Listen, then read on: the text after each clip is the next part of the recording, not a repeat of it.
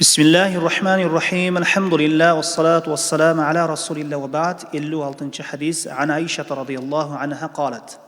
Kânen nebiyyü sallallahu aleyhi ve sellem yuhibbut teyammune mestata'a fi şe'nihi kullih fi tuhurihi ve teracculihi ve tena'ulihi.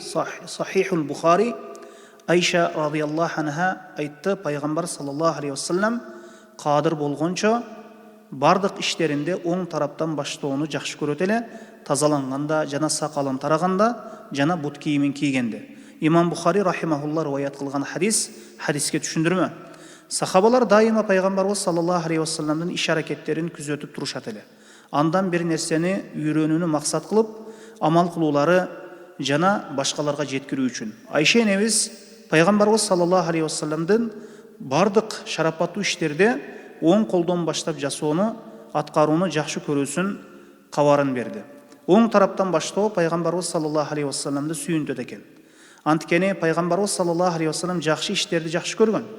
Ошондуктан Пайгамбар саллаллаху алейхи вассалам чачын тараса, сакалын тараса, бут кийимин кийсе, оң бутунан баштап жана даарат алса оң колунан баштап, жана гусул алса оң тараптан баштайт эле.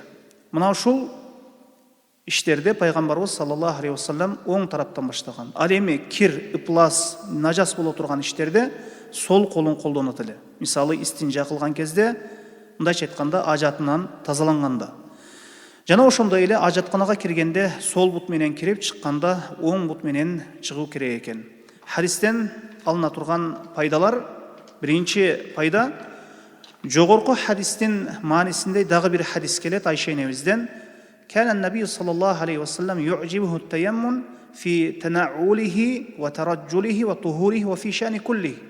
Peygamber sallallahu aleyhi ve sellem but kiyimin kiygende jana sakalın, çaçın taraganda jana тазаланганда оң тарапtan baştoonu, оң колдон baştoonu жакшы көрөт эле дейт. Жана башка бардык иштеринде оң тараптан, оң колдон баштоону жакшы көрөт эле делинет мына ушул хадисте дагы. Хадистен алына турган экинчи пайда, жыттуу нерселерди сепкенде да киши өзүнө оң тараптан баштоосу сүннөт. Кала берсе бардык иштерде оң тараптан баштаганы сүннөт болуп саналат.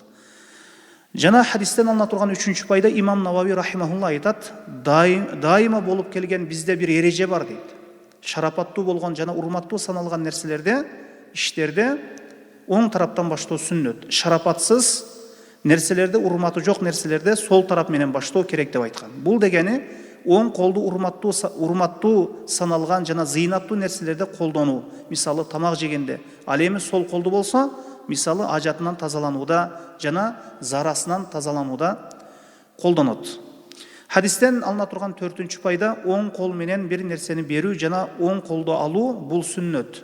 Жана ошондой эле салам бергенде да оң тараптан баштап кол узатып салам берип баштоо керек. Жана чач алган кезде дагы оң тараптан алуу керек. Хадистен алына турган бешинчи пайда, даарат алган кезде оң тараптан баштап алат. Бирөө эми сол тараптан баштап койсо, же сол тараптан баштап даарат алып койгон болсо, даарат боло берет. Хадистен алына турган алтынчы пайда, оң кол менен жеш керек, жана сол кол менен